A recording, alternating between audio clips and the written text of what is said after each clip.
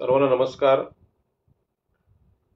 आज आपल्या या फेसबुक चॅनलवर आपण जो चर्चेला विषय घेतलेला आहे तो विषयाचं नाव आहे गावठाण हक्क आणि स्वामित्व योजना। गावठाण हक्क आणि स्वामित्व योजना हा विषय गेली 3 आठवडे माझ्या डोळ्यासमोर आहे। याचं कारण असं आहे की बावनकुळे यांच्याकडून चंद्रकांत बावनकुळे यांच्याकडून एक पत्रकार परिषद घेण्यात आली आणि त्या पत्रकार परिषदेमध्ये केंद्र सरकारच्या स्वामित्व योजनेसाठी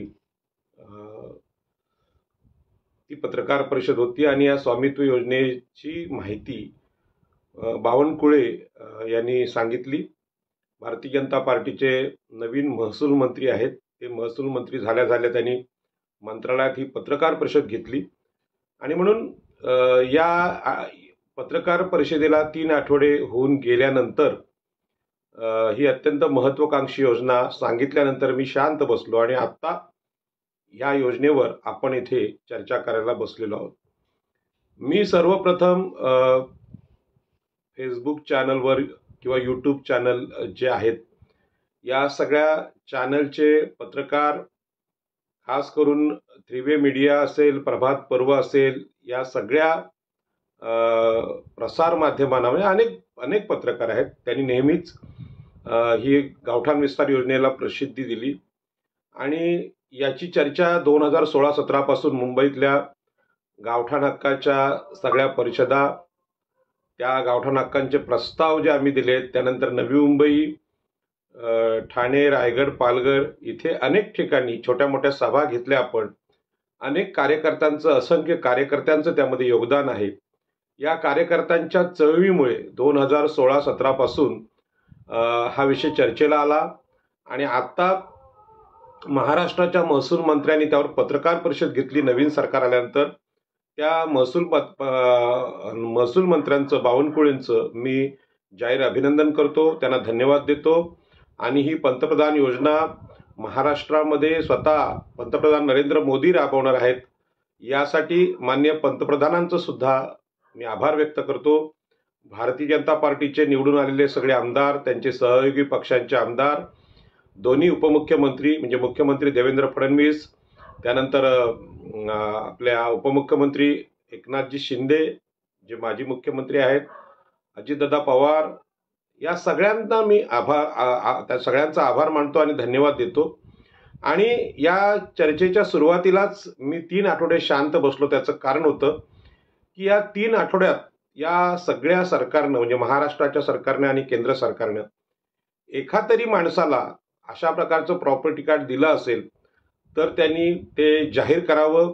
मी चॅनलवरून त्यांना हे एक प्रकारचं विनंती वजा आवाहन करतो की अशा प्रकारचं प्रॉपर्टी कार्ड त्यांनी कुठे दिलं असेल ते जाहीर करावं। सरकारचे अनेक प्रतिनिधी असतात, पत्रकार असतात किंवा आमदार खासदार हे सगळं बघत असतात, त्यांना माझी विनंती आहे की अशा प्रकारचं एखादं हे तुम्ही प्रॉपर्टी कार्ड दिलं असेल तर आपण लोकांना ते सांगितलं। आपली ही जी आता मी बोलतोय फेसबुकच्या खाली जरी संबंधित आमदार खासदार किंवा भाजपच्या कार्यकर्त्यांनी ते जाहीर केलं तरी चालेल अशी माझी विनंती आहे।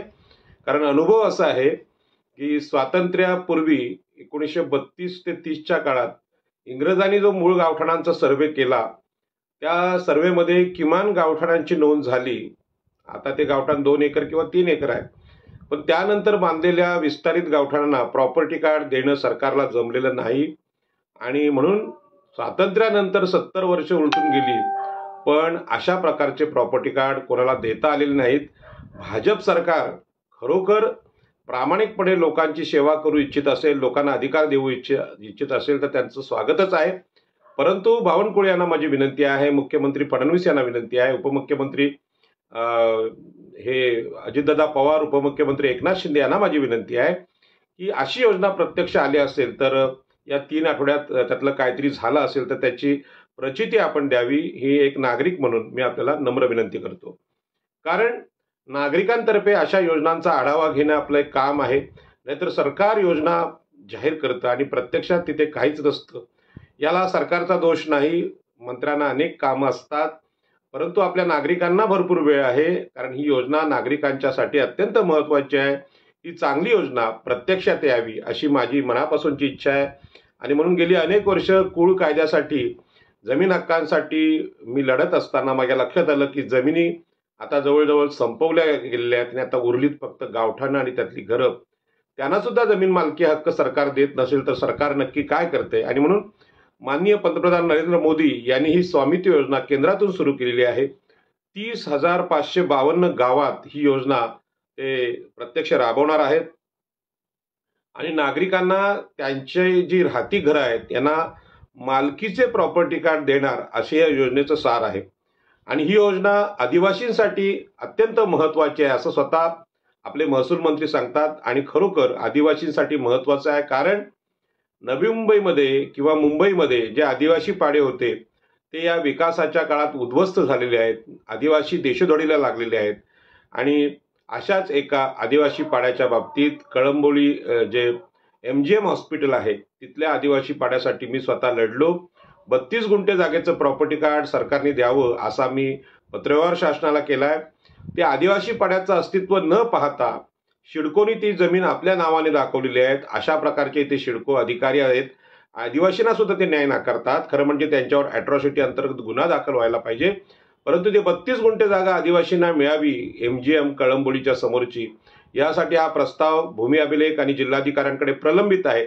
परंतु आदिवासींच्या बाजूने ते निर्णय घेणार नाहीत याची मला पूर्ण खात्री आहे. त्या विभागाचे आमदार प्रशांतदादा ठाकूर यांना मी विनंती करतो की त्यांनी या संदर्भात भूमी अभिलेख आणि जिल्हाधिकाऱ्यांना तात्काळ फोन करून सांगावं आणि त्या आदिवासींना प्रॉपर्टी कार्ड द्यावं, कारण आपल्या सरकारची योजना आहे.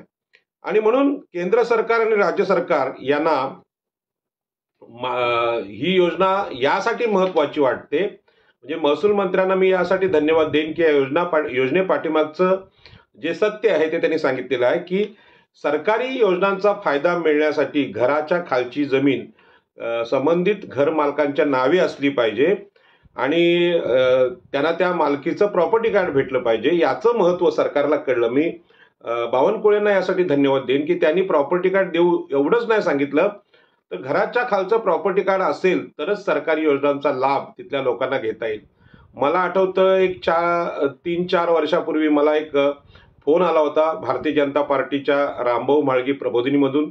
कुणीतरी त्याचे अभ्यासक होते आणि त्यांनी मला सांगितलं की कोळीवाड्यांना आम्ही 20,000 कोटींचा निधी देणार आहोत विकास कामांसाठी. तर मी त्यांना विचारलं की बाबा ही योजना जर खरोखर असेल तर खरोखर मी धन्यवाद देतो. आमच्या आगरी कोळी भंडारी ईस्ट इंडियन बांधवांच्या तर्फे तुम्ही चांगली योजना आणली आहे. कारण आमच्या आगरी कोळीवाड्यांमध्ये सरकारी योजना पोहोचतच नाहीत आणि पैशाची योजना कुठली पोहोचत नाही आणि ते कधी मागणी पण करत नाही. जर आपण योजना आणली असेल तर ती चांगली आहे, परंतु ती योजना राबवताना तुम्हाला काहीतरी मॉर्गेज लागेल, म्हणजे आमच्याकडे काहीतरी प्रॉपर्टी असली पाहिजे. हे कुठल्याही योजनेमध्ये असतंच. म्हणजे त्याचा राहण्याचा पत्ता तरी निश्चित असला पाहिजे आणि हा पत्ता निश्चित असण्यासाठी ती कोळीवाड्यातली जी आमच्या लोकांची घरं आहेत मच्छीमारांची, त्या घराखालचे प्रॉपर्टी कार्ड त्यांच्या नावावर असले पाहिजे. पण त्यांना मी जेव्हा सांगितलं की प्रॉपर्टी कार्डच कोळीवाड्यात त्यांच्या नावावर नाही तर त्यांना कर्ज कोण देणार? सरकार नाही देऊ शकत, केंद्र सरकार देऊ शकत नाही, राज्य सरकार नाही आणि कुठली खाजगी बँक सुद्धा देऊ शकत नाही. आणि म्हणून प्रॉपर्टी कार्ड ही जी मुंबईतल्या कोळीवाडा गावठांमधली माझी मागणी होती, ती मागणी यासाठी महत्वाची आहे की मुंबईत राहून सुद्धा मंत्रालय हाकेच्या अंतरावर असू सुद्धा इथल्या आगरी कोळी भंडारी बांधवांना कर्ज सुविधा मिळत नाही, कारण त्यांची गावठाणातली घरं त्यांच्या नावावर नाहीत. हाच प्रश्न नवी मुंबईत आहे, हाच प्रश्न पालघरमध्ये, हाच प्रश्न रायगड जिल्ह्यात आहे. आणि मंत्रालयाच्या बाजूच्या परिसरात जर ही अवस्था असेल तर बाकीच्या देशामध्ये गरीब नागरिकांची काय अवस्था असेल, OBC SC STची काय अवस्था असेल याची कल्पना आपल्याला येते. आणि म्हणून बावनकुळ्यांना हा मुद्दा लक्षात आल्यामुळे मी त्यांचं हार्दिक हार्दिक अभिनंदन करतो. आणि माननीय पंतप्रधान नरेंद्र मोदी यांचा हा वचननामा आहे असं त्यांनीच सांगितलेलं आहे की प्रत्येकाला प्रॉपर्टी कार्ड हा त्यांचा वचननामा आहे. कोणाचा? नरेंद्र मोदी साहेबांचा. जर त्यांचा वचननामा असेल तर माननीय पंतप्रधानांचा आदर करून, त्यांच्या योजनेचा आदर करून भाजपचे वॉर्ड अध्यक्ष ते महाराष्ट्र प्रदेशाध्यक्ष ते केंद्रीय अध्यक्ष या सगळ्यांचं काम होतं की आपल्या पंतप्रधानांचा आपल्या मुख्यमंत्री देवेंद्र फडणवीस यांचा आदर ठेवण्यासाठी भाजपच्या प्रत्येक कार्यकर्त्यांनी माननीय जिल्हाधिकारी असतील, तहसीलदार असतील, भूमी अभिलेख विभाग असेल यांच्या ऑफिसमध्ये बसून नागरिकांना ही प्रॉपर्टी कार्ड देण्याची योजना उद्यापासून सुरू करावी. 3 आठवडे उलटून गेलेले आहेत. आपल्याला नम्र विनंती आहे, या 3 आठवड्यात एखादं प्रॉपर्टी कार्ड तुम्ही दिला असेल तर ते त्यांनी जाहीर करावं. कारण या सरकारच्या योजनांचा आढावा दर 3 आठवड्यानंतर मी सुद्धा घेणार आहे. ज्या ज्या योजना माझ्यापर्यंत येतील त्या मी सगळ्यांचा आढावा घेणार आहे. परंतु घरांचे प्रॉपर्टी कार्ड हा मुंबईच्या भूमिपुत्रांसाठी अत्यंत महत्त्वाचा मुद्दा असल्यामुळे या योजनेच्या बाबतीत दर 3 आठवड्यांनी मी सुद्धा इथे आढावा घेणार आहे. आणि फेसबुकवर जे लोक आता आहेत हे सगळं ऐकतात त्यांनी सुद्धा आपल्या कमेंट याच्यावर व्यक्त कराव्यात. राज्यात महसूल मंत्र्यांच्या परिषदेला, पत्रकार परिषदेला फार महत्त्व आहे. कारण आपल्याला कल्पना आहे की सगळे सचिव, मंत्रालयातले सचिव, जिल्हाधिकारी यांना त्यांनी हे आदेश दिलेले आहेत. आणि म्हणून ते सांगतात, बावनकुळे साहेब सांगतात की सर्वच योजनांसाठी प्रॉपर्टी कार्ड महत्त्वाचे असते. मी सुद्धा आमच्या आगरी, कोळी, कराडी, भंडारी, ईस्ट इंडियन आदिवासी आणि SC ST बांधव आहेत या सर्वांना सांगतो की गावठाण हक्क योजना ही योजना गंमत नव्हे, तर ज्यांच्या जमिनी सरकारी प्रकल्पांसाठी गेलेल्या आहेत किंवा वेगवेगळ्या ठिकाणी संपादित झालेल्या आहेत, जे आज भूमिहीन आहेत, त्यांना एवढं लक्षात आलं पाहिजे की आपलं जिथे घर आहे त्या घराखालचं प्रॉपर्टी कार्ड आपल्या नावावर असेल तर आपल्याला बँकेतून कुठल्याही कामासाठी कर्ज मिळू शकतं. जर कर्ज मिळत नाही याचा अर्थ आपलं घर अतिक्रमण आहे किंवा अनधिकृत आहे, अशा प्रकारची वास्तव स्थिती आहे. आणि हे बांधकाम तोडायला सरकार मागे पुढे पाहत नाही. आताच ह्या कारवायांना सुरुवात झालेली आहे. आणि म्हणून कर्ज सुविधेसाठी प्रॉपर्टी कार्ड महत्त्वाचं असतं. आणि आपण जी राहतो ती जमीनच आपल्या नावावर नसेल तर ते आपल्या जीवनातलं फार मोठं अपयश आहे. आणि म्हणून या योजनेकडे गमतीने न पाहता अत्यंत महत्त्वाची योजना आहे अशी विनंती मी नेहमीच करत असतो, आता पुन्हा एकदा करतो. व्यक्तीच्या सुरक्षेसाठी प्रॉपर्टी कार्ड महत्त्वाचं. आपण ज्या घरात राहतो ते घर आपल्या नावावर असेल तर आपला पत्ता अधिकृत होतो आणि तो सातबाऱ्यावर दिसतो. जगात कुठेही आपण ते पाहू शकतो. कारण आज गुगलवर सुद्धा सर्च करताना आपलं घर त्यामध्ये ह्यामुळे दिसू शकतं. आणि म्हणून लोकसभा निवडणुकीमध्ये प्रचारामध्ये भारतीय जनता पार्टीने हा प्रचार केलेला आहे की आम्ही सगळ्या नागरिकांना त्यांच्या घराखालची जमीन त्यांच्या नावावर करून देऊ, प्रॉपर्टी कार्ड देऊ. आणि म्हणून इथे याला फार महत्त्व आलेलं आहे. मी सुद्धा मावळमधून लोकसभा 2 वेळा लढलोय आणि या 2 वेळा निवडणूक लढण्यामध्ये गावठाण मालकी जमीन हक्क, घरांचं प्रॉपर्टी कार्ड हाच विषय माझ्या निवडणुकीचा मुख्य मुद्दा होता. आणि हा मुद्दा घेऊन मी लोकसभा लढलो. 3ऱ्यांदा मी लोकसभा लढणार आहे. आणि लोकांचं प्रेम असेल तर निश्चितपणे ही योजना, जी स्वामित्व योजना केंद्राचीच योजना आहे, परंतु त्या स्वामित्व योजनेसाठी केंद्रामध्ये बोलणारा एकही खासदार आमच्याकडे नाही. आमच्या भिवंडीचे खासदार कपिल पाटील यांना असंच महत्त्वाचं खातं म्हणजे ग्रामस्वराज्य किंवा ग्रामपंचायत हा विषय, ज्यांच्याकडे पंचायत राज हा विषय येतो, अशा प्रकारचं खातं त्यांना भेटलं होतं. परंतु आपल्या लोकांना आपल्या घराचं प्रॉपर्टी कार्ड नावावर आहे की नाही हेच माहीत नसल्यामुळे मंत्री झाले काय किंवा सरपंच झाले काय, त्यांना त्या योजनेचा, त्या खात्याचा अर्थच कळला नाही आणि आता त्यांचा पराभव झालेला आहे. आणि अशा प्रकारची संधी माननीय पंतप्रधान नरेंद्र मोदी आणि भाजपने आमच्या एका आगरी माणसाला दिली होती, पण वापर करण्याची क्षमता नाही. आता मला शब्द दुर्दैवाने वापरावा लागतोय, मला क्षमा करा कपिल पाटील साहेब. अक्कल नाही आमच्याकडे. आणि अक्कल नसेल तर ज्यांच्याकडे अक्कल आहे त्यांच्याकडून नम्रपणे ती स्वीकारायला काही हरकत नव्हती, परंतु आम्ही हे केलं नाही. आणि म्हणून भाजपमध्ये आत्ता आलेले आमदार मंत्री आहेत त्यांना विनंती आहे की तुम्ही कधीतरी हे प्रॉपर्टी कार्ड म्हणजे काय, हे गावातल्या घराच्या खालची जमीन कोणाच्या नावावर आहे, ते सगळ्या आमदारांनी तपासून घ्यावं आणि ह्या योजनेकडे डोळसपणे पाहावं. मी भारतीय जनता पार्टीला धन्यवाद देईन. किमान त्यांनी पत्रकार परिषद घेऊन लोकांना जागं करण्याचा प्रयत्न केला. आता आपल्याला माहित आहे की कुठलाही राजकीय पक्ष निवडणुकीमध्ये निवडून येतो आणि निवडून येण्यासाठी त्यांना लोककल्याण करावं लागतं.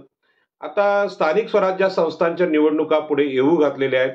आणि स्थानिक स्वराज्य संस्था म्हणजेच आपल्याला माहित आहे ग्रामपंचायत, नगर परिषदा, पंचायत समिती किंवा जिल्हा परिषदा किंवा महानगरपालिका ह्यांच्या निवडणुका म्हणजे स्थानिक स्वराज्य संस्थांच्या निवडणुका ह्या जर जिंकायच्या असतील तर मी मागच्या काळात पण बोललेलो आहे की ज्या सरकारने, मागच्या कुठल्याच सरकारने आम्हाला गावठाण दिलं नाही, प्रॉपर्टी कार्ड दिलं नाही, मग तुम्ही आज स्थानिक स्वराज्य संस्था काय करतात? आणि मागच्या काळात पनवेलमध्ये प्रॉपर्टी टॅक्सचं मोठं आंदोलन झालं. आमचे नेते ॲडव्होकेट सुरेश ठाकूर यांनी प्रॉपर्टी टॅक्सचं आंदोलन लावून धरलं. त्यावेळी प्रभात पर्ववर मी बोललो होतो की ज्या घरांना प्रॉपर्टी कार्ड नाही त्यांना प्रॉपर्टी टॅक्स सरकार लावू कसं शकतं, आणि आम्ही प्रॉपर्टी कार्ड नसताना प्रॉपर्टी टॅक्स कमी करा किंवा रद्द करा असं आंदोलन कसं करू शकतो? पहिल्यांदा आम्ही जिथे राहतो ती वस्ती आमची आहे, ती अधिकृत आहे, ही शासनाने मान्यता द्यावी, कर आम्ही देणारच आहोत. परंतु आंदोलनाची दिशा ही कशी असावी, सत्य वास्तव परिस्थितीला धरून असावी, ती नसेल तर लोकांची कार्यकर्त्यांची कशी फसवणूक होते हा अनुभव त्यावेळी घेतला. त्याच्यावर फार मोठी चर्चा झाली. आमच्याकडचे काही नेते आहेत, आमचे उरणचे फार मोठे एक सेज आंदोलनातले कार्यकर्ते आहेत, नेते आहेत, उच्च शिक्षित आहेत, सुधाकर पाटील यांनी सुद्धा हा प्रश्न विचारला होता की बाबा प्रॉपर्टी टॅक्स महत्वाचा नाही का?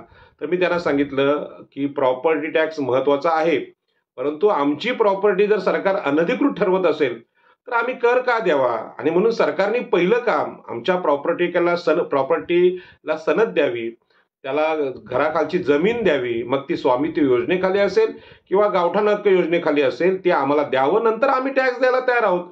पण आमच्या प्रॉपर्टीला अनधिकृत म्हणणं, अतिक्रमण म्हणणं किंवा साध्या भाषेत असूनी खास मालक घरचा म्हणती चोर त्याला, जसं चोर आमच्या इथल्या भूमिपुत्रांना, हे जर महानगरपालिका मध्ये पनवेल असेल किंवा ती नवी मुंबई असेल किंवा मुंबई असेल, ती जर प्रॉपर्टी कार्ड आम्हाला देत नसेल आणि प्रॉपर्टी टॅक्स घेत असेल तर अशा मूर्खपणा आम्ही करणार नाही. ह्याच्यामध्ये फक्त मी स्टेटमेंट दिलं होतं, त्यानंतर खूप मोठे वाद झाले. परंतु बुद्धिवादी माणसाचं, म्हणजे तर्कबुद्धी जागृत असणाऱ्या माणसाचं एक काम आहे, कुठल्याही सरकारी योजनेची किंवा आपल्या आंदोलनाची चिरफाड आपल्याला करता आली पाहिजे आणि त्यातलं सत्य समोर आणलं पाहिजे. यासाठी सोशल मीडियाला मी फार मोठे धन्यवाद देतो. आणि म्हणून स्थानिक स्वराज्य संस्थांच्या निवडणुका डोळ्यासमोर ठेवून भाजपचं केंद्र सरकार आणि राज्य सरकार ह्या निवडणुका त्यांना जिंकायच्या आहेत आणि म्हणून ही स्वामित्व योजना त्यांनी समोर आणलेली आहे. मी प्रत्येक गावातल्या नागरिकांना, मग मुंबईचे असतील, ठाण्याचे असतील, रायगड जिल्ह्यातले असतील, त्यांना विनंती करेन, भाजपच्या कार्यकर्त्यांना हे आव्हान करा, तुम्ही जर ही योजना जाहीर केली ती प्रत्यक्ष आम्हाला प्रॉपर्टी कार्ड देऊन टाका आणि त्याला फार काही वेळ लागणार नाही. जर जिल्हाधिकारी आणि भूमी अभिलेख यांनी ठरवलं तर प्रत्येक दिवसाला कित्येक प्रॉपर्टी कार्ड त्यांना देता येतील, परंतु नागरिक सुद्धा यासाठी जागे पाहिजेत. आणि म्हणून स्थानिक स्वराज्य संस्थांच्या निवडणुका 3 ते 4 महिन्यांनी येणार आहेत आणि मग नागरिकांनी सुद्धा आपल्या योजना तयार ठेवाव्यात की नगरसेवक, सरपंच, सदस्य असतील, ग्रामपंचायत सदस्य असतील, मोठमोठ्या महापालिकेतले नगरसेवक असतील, जे महापौर होणार असतील किंवा नगराध्यक्ष होणार असतील, यांना आपल्या घरासमोर एक बोर्ड लावून सांगा, जोपर्यंत प्रॉपर्टी कार्ड नाही घराला तोपर्यंत तुम्ही आमची मतं मागू नका. किंवा मतं मागायला आलेल्या माणसांना मोबाईलमध्ये कॅमेरा ठेवून सांगा की बाबा रे, तू ह्या महानगरपालिकेला किंवा पंचायत समितीच्या किंवा जिल्हा परिषदेच्या किंवा ग्रामपंचायतीच्या निवडणुकाला तुम्ही उभे आहात, तुम्हाला प्रॉपर्टी कार्ड याचा अर्थ कळतो का? म्हणजे पॅन कार्ड, आधार कार्ड, म्हणजे ही जी सगळी कार्ड आहेत, रेशन कार्ड, ही सगळी कार्ड माहीत आहेत, परंतु प्रॉपर्टी कार्ड काय आहे हे जर समजून येत नसेल लोकप्रतिनिधींना तर नागरिकांनी त्यांना प्रश्न विचारावा किंवा माझा व्हिडिओ हा त्यांना भेट द्यावा. म्हणून ही जी योजना आहे, ही योजनेचा पाया खरं म्हणजे स्वातंत्र्यपूर्व काळात इंग्रजांनी घातला. 1932ला गावांचे सर्वे केले आणि त्यांनी नोंदी केल्या. पण इंग्रजांच्या नंतर कुठल्याही भारतीय माणसाला स्वातंत्र्यानंतर ही गावं मोजता आली नाही आणि लोकांना प्रॉपर्टी कार्ड देता आलं नाही. हे या योजनेतलं फार मोठं अपयश आहे. आणि भारतीय संविधान आर्टिकल 40 सांगतं की गावांचं संघटन करा, म्हणजे गावं मोजा, मूळ गावठाण किती आहे, विस्तारित गावठाण किती आहे, त्यामध्ये सार्वजनिक जागा किती आहेत, मंदिरं किती आहेत, झाडं किती आहेत, तलावं किती आहेत, शाळा किती आहेत, यांचं अचूक मोजमाप करा आणि त्या सगळ्यांना प्रॉपर्टी कार्ड द्या, असं भारतीय संविधानातलं आर्टिकल 40 सांगतं. परंतु कुठल्याही नेतृत्वानं, मग तो ग्रामपंचायत सदस्य असेल, आमदार असेल, खासदार असेल, यांनी इकडे बघितलं नाही. आणि म्हणून मला आता बावनकुळे यांच्या, माननीय महसूल मंत्र्यांच्या घोषणेनंतर शंका येते, भाजपच्या कार्यकर्त्यांना तरी ही योजना आपण समजवा आणि सगळ्यांना कामाला लावा आणि योजना प्रत्यक्षात आणा. विरोधी पक्षाचं पण हेच काम असलं पाहिजे की आपल्या नागरिकांचं भलं करण्यासाठी ही योजना जर तुम्ही आता सांगितलीत लोकांना तर निश्चितपणे महानगरपालिकेमध्ये तरी तुम्ही विरोधी पक्ष म्हणून निवडून येऊ शकता. आणि मी मागच्या एका आमच्या पनवेलच्या सभेमध्ये आमचे इथले पनवेलचे माजी आमदार बाळाराम पाटील यांना विनंती केली की शेतकरी कामगार पक्षाचा एकही आमदार आज विधानसभेत नाही, पण शेतकरी कामगार पक्ष असा पक्ष आहे की ज्यांनी या देशाला कुळ कायदा दिला. म्हणजे शेतकरी कामगार पक्षाचे नारायण नागू पाटील जे आदरणीय माजी आमदार जयंत पाटील यांचे आजोबा होते, दत्ता पाटील यांचे चिरंजीव यांचे पिताश्री होते आणि नारायण नागूंचे चिरंजीव हे दत्ता पाटील होते. त्यांनी डॉक्टर बाबासाहेब आंबेडकरांबरोबर लढून हा कुळ कायदा केला आणि तो कुळ कायदा कसेल त्याची जमीन आणि राहील त्याचं घर असा होता. तर त्या शेतकरी कामगार पक्षाचा आता अस्तित्वाचा प्रश्न रायगड जिल्ह्यात निर्माण झालेला आहे. तर निश्चितपणे त्यांनी विरोधी पक्ष म्हणून या ठाणे, रायगड, पालघर, मुंबईमध्ये जर प्रॉपर्टी कार्डचा मुद्दा घेतला तर निश्चितपणे त्यांचे नगरसेवक किंवा त्यांचे सरपंच या भागात निवडून येऊ शकतात आणि आमच्या पूर्वजांनी केलेल्या आंदोलनाचा इतिहास जागा करण्यासाठी कार्यकर्त्यांना एक चांगलं काम देता येईल. आणि सत्तेचा जो समतोल आहे, म्हणजे केंद्रामध्ये भाजपचं सरकार आहे, राज्यामध्ये भाजपचं सरकार आहे, तर स्थानिक स्वराज्य संस्थांमध्ये जर पक्षाने आपलं अस्तित्व दाखवलं तर भविष्यातल्या येणाऱ्या विधानसभा आहेत ते जिंकू शकतात. आणि लोकशाहीमध्ये सत्ताधारी पक्षा इतकाच विरोधी पक्ष महत्वाचा असतो.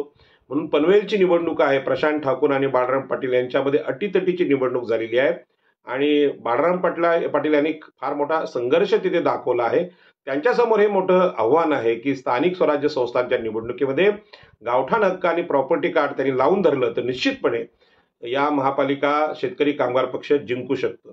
आणि म्हणून इंग्रजांनी ते गाव मोजलं होतं ते फक्त 10% होतं. त्यानंतर आमच्या कुठल्याच सरकारने हे गाव मोजलं नाही, सरकारने मोजलं नाही आणि नागरिकांनी सुद्धा मोजलं नाही. सरकार म्हणजे शेवटी लोकांमधूनच तयार होतं. आम्ही लोकप्रतिनिधी निवडून देतो ते सुद्धा लोकांमधून देतो. त्यामुळे 90% विस्तारित गावठाणाची जी वाढ झालेली आहे ती न मोजण्याची चूक गावातल्या लोकांनी पण केलेली आहे, ग्रामपंचायत सदस्य सरपंच यांनी पण केलेली आहे, जिल्हाधिकाऱ्यांनी केलेली आहे, महसूलनी केलेला आहे, प्रशासनाने केलेले आहे, शेडको सारख्या संस्थांनी इथल्या लोकांवर हा अन्याय केलेला आहे. आणि म्हणून 90% वाढ झालेल्या गावठाणांना स्वामित्व योजना लागूच होत नाही हे वास्तव इथे आहे. मी महसूल मंत्री बावनकुळे यांना सांगेन की तुमची योजना फक्त 10% असलेल्या इंग्रजांनी दिलेल्या गावठाणाला लागून आहे. तुम्ही जर हिंदुत्ववादी आहात, तुम्ही इंग्रजांचा फार मोठा तिरस्कार करता, इंग्रजांचे दोष दाखवता, इंग्रजांनी बनवलेले कायदे आम्ही बदलायला निघालेलो आहोत अशा प्रकारचे गृहमंत्री अमित शहा सांगता, तर इंग्रजांनी केलेली चांगली कामं सुद्धा तुम्हाला सांगतो. त्यांनी गाव मोजली, तुम्हाला गाव मोजता का आलं नाही? किंवा स्वामित्व योजना तुम्ही जेव्हा आम्हाला सांगता त्यावेळी आम्ही गावठाणांचे प्रस्ताव दिलेत, उरणमध्ये बालयचे दिलेत, धुतुमचे दिलेले आहेत, पेंदरचे दिलेले आहेत, आपल्या करंजाड्याचे दिलेले आहेत. हे प्रस्ताव महसूल मंत्री का मान्य करत नाही? कारण स्वामित्व योजना म्हणजेच प्रॉपर्टी कार्ड घराला देणं, त्या घरांचं प्रॉपर्टी कार्ड आणि गावांचं प्रॉपर्टी कार्ड हा एकच विषय असताना सुद्धा तुमच्याकडे त्या फाईल महसूल विभागात आमच्या पडलेल्या आहेत. त्यांना उचलून तुम्ही त्यांना अधिकार दिलेत तर ही स्वामित्व योजना यशस्वी होऊन जाईल. परंतु आपण हे करत नाही, आपल्याला हा वेळ नाही. महसूल मंत्री आणि नगरविकास खाते यांच्यामध्ये स्पर्धा सुरू आहे की जमिनी कोण किती विकतोय, जमिनी किती कोण लुटतोय. आणि म्हणून खास करून मुंबई, ठाणे, रायगड, पालघर इथे स्वामित्व योजना यशस्वी होत नाही. याचं कारण मुंबईमध्ये आज गुंठ्याला 10 कोटी भाव आलाय, नवी मुंबईत गुंठ्याला 5 कोटी भाव आलाय आणि ह्या जमिनी जरी तिथे आमची घरं असली तरी त्या घराखालची जमीन शासन आमच्या नावावर करू देत नाही. कारण हे शासन आहे अदानी, अंबानी, लोढा या उद्योगपतींचं. इथल्या आगरी, कोळी, भंडारी, ओबीसी लोकांसाठी त्यांना काही घेणेदेणे नाही. मी जे बोलतोय अत्यंत जबाबदारीने बोलतोय आणि भाजपच्या लोकांना कळावं म्हणून बोलतोय. मी भाजपचा विरोधक नाही आणि विरोधी पक्षांचा समर्थक नाही. मी सामान्य नागरिक आहे आणि मी सत्तेत नसताना म्हणजे निवडून आलेला आमदार किंवा खासदार नसताना 2016 पासून अत्यंत संयमाने ही योजना मांडत आलो. या योजना मांडत असताना मला मुंबईचे आताचे मंत्री आशिष शेलार, ॲडव्होकेट आशिष शेलार यांनी चांगलं या योजनेला महत्त्व दिलं आणि मुंबईतल्या कोळीवाड्यांची योजना त्या तत्कालीन महसूल मंत्री चंद्रकांतदादा पाटील, मुख्यमंत्री देवेंद्र फडणवीस यांच्यासमोर नीट मांडली गेली. 12 कोळीवाड्यांचं सीमांकन झालं. जे काँग्रेसच्या एवढ्या मोठ्या सत्तेच्या काळात जे जमलं नव्हतं ते भाजपने केले. यासाठी मी भाजपचं अभिनंदन पण त्यावेळी केलं, आत्ताही करत आहे. परंतु आता ही योजना या 5 वर्षात संपवून टाका आणि लोकांना राहत्या घरांचे अधिकार द्या. उगाच खोटं बोलून निवडणुका जिंकू नका. आणि मग लोक शेवटी बोलतात की लोककल्याणकारी कुठलीच योजना भाजपला राबवता आली नाही, काँग्रेसला राबवता आली नाही. आणि मग लोक असं म्हणतात की आमचा सरकारवर राग असताना तुम्ही निवडून येता ते ईव्हीएम मशीनवर येत आहे असं लोक बोलतात. ते लोकांचं काही चुकत नाही, कारण सत्ता काळामध्ये लोककल्याणाचा अनुभव जर नागरिकांना येत नसेल तर त्यांनी कसं समजावं की तुम्ही या योजना लोककल्याणासाठी आणता, लोकांना न्याय देण्यासाठी आणता, की तुमचा लोकांचा न्याय केला म्हणून सरकार निवडून येते यावर विश्वास नाही, तुमचा विश्वास ईव्हीएम वर आहे आणि खोट्या प्रचारावर आहे असं लोकांना वाटतं. आणि म्हणून हा गैरसमज मिटवण्यासाठी तरी या 5 वर्षात गरिबांची जी घरं आहेत ती घरं तुम्ही त्यांना देऊन टाका. बाकीच्या जमिनी आज ज्या पद्धतीने बिल्डर लॉबी लुटते, सिडको लुटते, नैना लुटते सगळ्यांना समजतं. पण आता या जमिनी आम्ही लढून संघर्ष करून टिकवण्याचा प्रयत्न केला. लोकनेते दिबा पाटलांनी 84ला सिडको विरोधात मोठा संघर्ष केला. आमची 5 माणसं मारली, हुतात्मा झाली. मराठा मुख्यमंत्री वसंतदादा पाटील यांनी जमीन लुटीचा, ओबीसी एससी एसटीच्या जमीन लुटीचा हा आदर्श नमुना महाराष्ट्राच्या देशाच्या इतिहासात दाखवून दिला. त्यामुळे आम्हाला माहित आहे की तुम्ही लोकांना अधिकार देणारे लोक नाहीत, परंतु शेवटी लोकशाहीमध्ये डोकी फोडून कारभार चालत नसतो. आपल्याला नम्रपणे विनंतीच करावी लागते. आणि म्हणून ही विनंती पुन्हा पुन्हा संयमाने मी आपल्यासोबत करत आहे.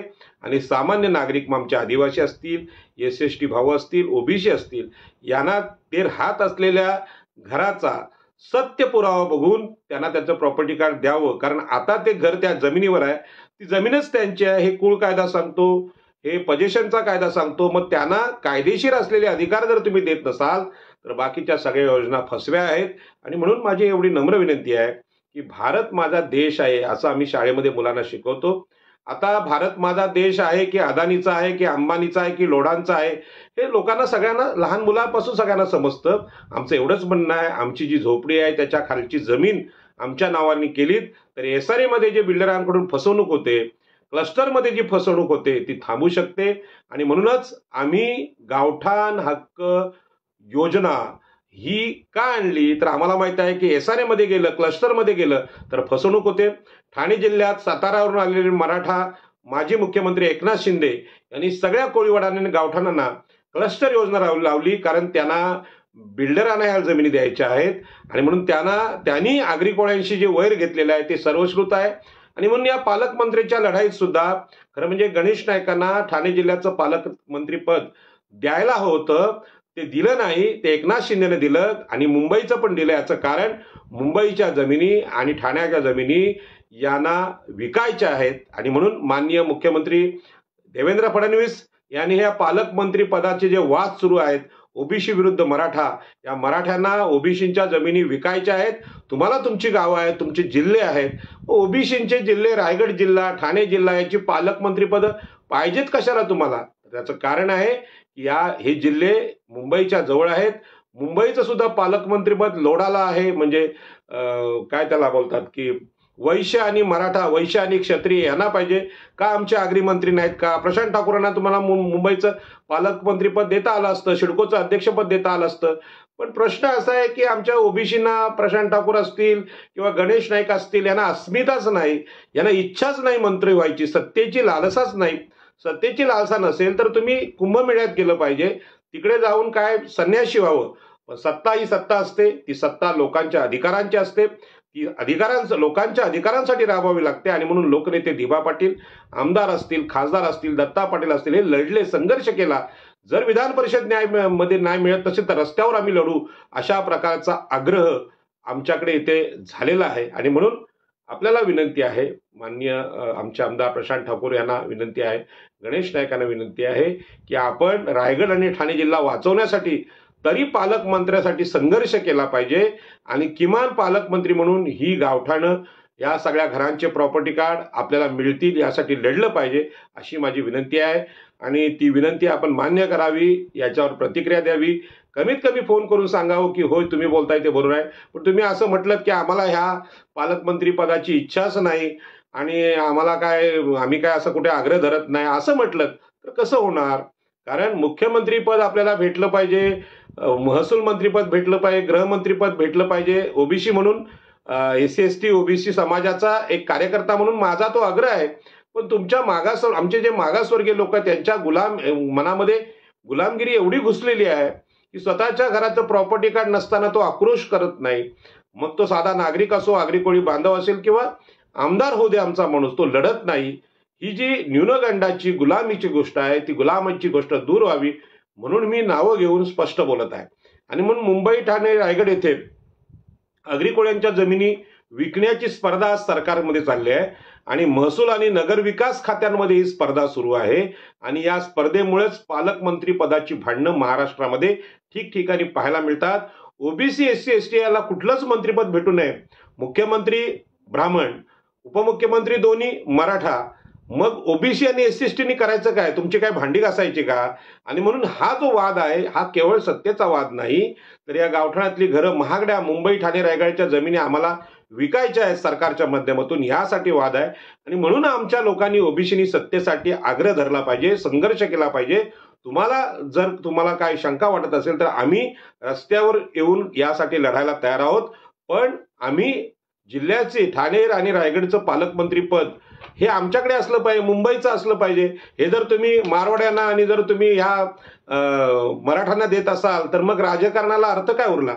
कारण शेवटी आपल्या संविधानाचा आग्रह आहे की समतेसाठी संविधानाचा संघर्ष आहे आणि ब्राह्मण, क्षत्रिय, वैश्य यांच्याकडे सत्ता स्वातंत्र्यानंतर सतत जाणं, याचा अर्थ संविधानपूर्व काळामध्ये ब्राह्मण, क्षत्रिय, वैश्यांची जी विषमतावादी सत्ता होते ती मनुस्मृती दहन करून डॉक्टर बाबासाहेब आंबेडकरांनी जाळून टाकली. याचा उद्देशच हा होता की किमान स्वातंत्र्यानंतर मनुस्मृती संपावी आणि संविधानाने सांगितलेल्या ओबीसी, एससी, एसटी यांची सत्ता इथे यावी. या सत्तेचा अर्थ ओबीसी आमदारांना, आगरी कोळी आमदारांना कळत नसेल तर यासाठी आपल्याला सतत बोलावं लागेल आणि ह्या ज्या व्हिडिओ क्लिप आहेत आपण त्यांच्यापर्यंत पोहोचवायला पाहिजे, ही आपल्याला विनंती आहे. आणि म्हणून पालकमंत्री पदासाठी ठाणे जिल्ह्याचं पालकमंत्री पद एकनाथ शिंदेना का पाहिजे? आगरी कोळ्यांची गावठाणं तोडायची आहेत, या जमिनी विकायच्या आहेत, सरकारी गुरुचरण जागा लुटायच्या आहेत.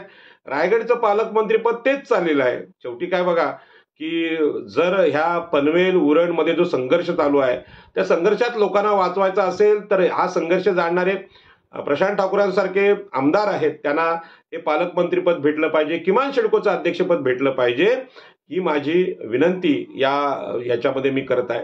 आणि म्हणून सिडको असेल, नैना असेल, टीपीएस स्कीम मध्ये स्थानिक स्वराज्य संस्थांचे अधिकार संपवलेले आहेत. म्हणजेच प्रॉपर्टी कार्ड तर आम्हाला देत नाहीत, सगळी गावठाणं अनधिकृत ठरलीत. नंदकुमार पाटील नावाचे आमचे एक इंजिनियर आहेत, जे बिल्डर पण आहेत, त्यांनी सांगितलं नैनामध्ये 5,000 घरं तुटणार आहेत. एवढं जाहीर सांगून सुद्धा निर्लज्जपणे सिडको सांगते की अशी कुठलीही कारवाई होणार नाही. त्या घरांवरच जर प्लॉट बसवले असतील नैनाने तर 100% घरं तुटणार आहेत. अत्यंत चांगले चालणारे, फायद्यात चालणारे ढाबे आणि हॉटेल आमच्या तिथे पळसप्याला आहेत, त्याच्यावर प्लॉट बसवलेत, म्हणजेच ते ढाबे तुम्हाला तोडायचे आहेत. ही साधी गोष्ट आहे, डोळ्यांना दिसणारी ही गोष्ट आमच्या आमदारांना, आमच्या नागरिकांना कळत नाही. हा मोठा प्रश्न आहे. आणि म्हणून आता स्थानिक स्वराज्य संस्थांनी आमच्या घरांना, म्हणजे पनवेल तालुक्यातल्या, उरण तालुक्यातल्या, पेण मधल्या, रायगड मधल्या परवानगी दिलेली आहे आणि ती परवानगी योग्य आहे. कारण का स्थानिक स्वराज्य संस्था म्हणजे भारतीय संविधानानुसार आर्टिकल 40 नुसार ग्रामपंचायतीचं महत्व संसदे इतका असेल तर त्यांनी जर त्याची परवानगी दिली आहे तर ती परवानगी म्हणजे घराला दिलेली मान्यता ती जर सिडको किंवा नैना किंवा टीपीएस स्कीम मानत नसेल तर या ग्रामपंचायती तुम्हाला संपवायला लागतील. स्थानिक स्वराज्य संस्था कायद्यातून नष्ट करावे लागतील आणि हे सगळे अधिकार जर या ज्या सिडकोला किंवा नैनाला दिले असतील तर हे व्यापारी लोक आहेत, हे भ्रष्टाचारी लोक आहेत. सिडकोनी कुठलं लोककल्याण केलं हे तरी सांगावं. म्हणजे लोककल्याण या अर्थाने की ज्या लोकांनी, आगरी कोळी कराड्यांनी या सिडकोला जमिनी दिल्या त्यांचं एक तरी गावठाण विकसित करून दाखवलं असेल सिडकोनी तर दाखवावं. पण सिडकोने हे केलं नाही. म्हणजे इथल्या आगरी कोळी कराडी ओबीसींच्या जमिनी लुटणं यासाठी सिडकोची स्थापना केली असेल आणि आता त्याच्या नगरविकास मंत्री जर मराठा एकनाथ शिंदे असतील तर ते आमच्यावर कुठलाच म्हणजे लोककल्याणाचं काम करणारच नाहीत, ते लुटालुटच करणार. हे वास्तव आहे. या देशातले ब्राह्मण, क्षत्रिय, वैश्य, ओबीसी, एससी यांची लुटमार करतात, शोषण करतात, हे सत्य माहीत असून सुद्धा जर आमच्या ओबीसीना जाग येत नसेल तर त्यांच्या राजकारणाला काय अर्थ आहे? आणि म्हणून नागरिकांनी आता आग्रह धरावा लागेल की आपल्या अस्तित्वासाठी आपले प्रतिनिधी विधानसभेत, लोकसभेत असले पाहिजे, त्यांना आपण पाठिंबा दिला पाहिजे. आणि त्यांच्याकडून पैशाची आम्ही अपेक्षा करत असू तर मग ते सुद्धा काय म्हणतात की निवडणुकीत पैसे वाटून आम्ही निवडून आलोय तर आता तुम्हाला मतं कशाला देऊ? प्रश्न फक्त मतांचा नाही तर आपल्या अस्तित्वाचा आहे. आणि म्हणून स्थानिक स्वराज्य संस्थांचे अधिकार जवळजवळ सिडकोने आणि नयनाने संपवलेले आहेत. विमानतळात त्याचे अनुभव घेतले. घरपट्टी असताना घर गुगलमध्ये दिसत नाही म्हणून घर नाकारलेलं आहे. हा प्रश्न माननीय सुप्रीम कोर्टात उच्च न्यायालयात मी घेऊन चाललोय की गुगल या खासगी कंपनीला ग्रामपंचायतीचे अधिकार, तहसीलदारांचे अधिकार सरकार कसं देऊ शकतं? पण हा प्रश्न इथल्या ग्रामपंचायत सदस्य आणि सरपंचांना पडत नाही. त्यांनी कोर्टात गेलं पाहिजे, सांगितलं पाहिजे की ग्रामपंचायतीने ज्या घराला मान्यता दिलेली आहे ते घर अनधिकृत कसं ठरू शकतं आणि ते घर शासनामध्ये दिसतंय, गुगलमध्ये दिसतंय. मग असं असताना मूळ गावठाणाबाहेर असलेली घरं अनधिकृत आणि अतिक्रमित जर शासन ठरवत असेल तर भारतीय जनता पार्टीने आपले महसूल मंत्री बावनकुळे यांनी काढलेली स्वामित्व योजना ही मुंबईत यशस्वी होऊ शकत नाही, ठाण्यात यशस्वी होऊ शकत नाही, रायगडमध्ये यशस्वी होऊ शकत नाही, सिडकोमध्ये यशस्वी होऊ शकत नाही. हे सत्य आहे. आणि म्हणून योजनेच्या निमित्ताने सरकारला माझं आव्हान आहे की मी जे बोलतोय ही जबाबदारीने बोलतोय. 2 वेळा खासदारकी लढलोय, 1 वेळा आमदारकी लढलोय. मी जरी पराभूत असलो तरी माझा अनुभवाला फार महत्व आहे. याच्यावर सरकारने स्पष्टीकरण द्यावं. आणि म्हणून गावठाणांचे प्रस्ताव आम्ही महसूल मंत्र्याकडे दिलेले आहेत. ते प्रस्ताव पाहावेत आणि त्यातले चुका असतील त्या आम्हाला सांगाव्यात, त्या आम्ही दुरुस्त करू. पण आता आमच्या घरांना सुरक्षा मग ती स्वामित्व योजनेने द्यावी किंवा गावठाण हक्क कायद्याने द्यावी. खास करून आमच्या उरणमधला बालईचा हा प्रस्ताव आम्ही दिलेला आहे. आमचा मोरा कोळीवाड्याचा प्रस्ताव दिलेला आहे. धुतुम गावचा आमचे मित्र शरद ठाकूर यांनी प्रस्ताव दिलेला आहे. हे सगळे प्रस्ताव बघून आपण त्याची तपासणी करून लोकांना प्रॉपर्टी कार्ड द्यावी. करंजाडे गावठाणाची केस हायकोर्टातून आदेश आलेले आहेत जिल्हाधिकाऱ्यांना रायगडला की याची प्रत्यक्ष पाहणी करावी. जिथे प्रकल्पग्रस्तांची आगरी कोळ्यांची घरं आहेत त्याचे पंचनामे करून त्यांना अधिकार द्यावेत असे आदेश आहेत. मी स्वतः जिल्हाधिकाऱ्यांसमोर याची चर्चा केलेली आहे. मी जिल्हाधिकाऱ्यांसमोर झालेल्या चर्चेत माननीय तहसीलदार, माननीय प्रांताधिकारी पनवेल यांना विचारलं होतं की उरण आणि पनवेलच्या इतिहासामध्ये कुठल्याही तहसीलदारांनी एका तरी गावठाणाचा विस्तार केला असेल किंवा नकाशा केला असेल तर त्यांनी सांगावं. त्यांनी कबूल केलं जिल्हाधिकाऱ्यांसमोर की असा कुठलाही प्रस्ताव आम्ही बनवला नाही. आणि जिल्हाधिकाऱ्यांना मी समोर विचारलं की बाबा रे, गावठाण हक्क कायदा हा अस्तित्वात आहे का? वाढत्या लोकसंख्येचा जो लोकसंख्या वाढ नैसर्गिक होती त्याची दर 10 वर्षांनी 200 मीटरची हद्द वाढवण्याची योजना सरकारमध्ये आहे की नाही? तर म्हणाले आहे. मग रायगड जिल्ह्यात गावठाण विस्तार होत नाही. मग महसूल विभाग आहे, म्हणजे जिल्हाधिकारी आहेत, तहसीलदार आहेत, तलाठी हे काय करतात? तर आजच पेपर मध्ये बातमी आलेली आहे की ठाणे, रायगड, पालघर, मुंबई आणि कोकण परिसरात रत्नागिरी आणि सिंधुदुर्ग यामध्ये महसूल विभागामध्ये सगळ्यात जास्त भ्रष्टाचाराचे गुन्हे दाखल झालेले आहेत. त्याचं कारण कोकणात येणारा जो अधिकारी आहे कुठलाही, मग तो तलाठी असेल किंवा तहसीलदार, हा पैसे खायला येतो, पैसे छापायला येतो, पैसे लुटायला येतो. म्हणूनच गावठाण विस्तार काय आणि स्वामित्व योजना काय, लोकांची हक्काची योजना इथे यशस्वी होत नाही. आणि म्हणून अशा अधिकाऱ्यांना कडक शासन झालं पाहिजे.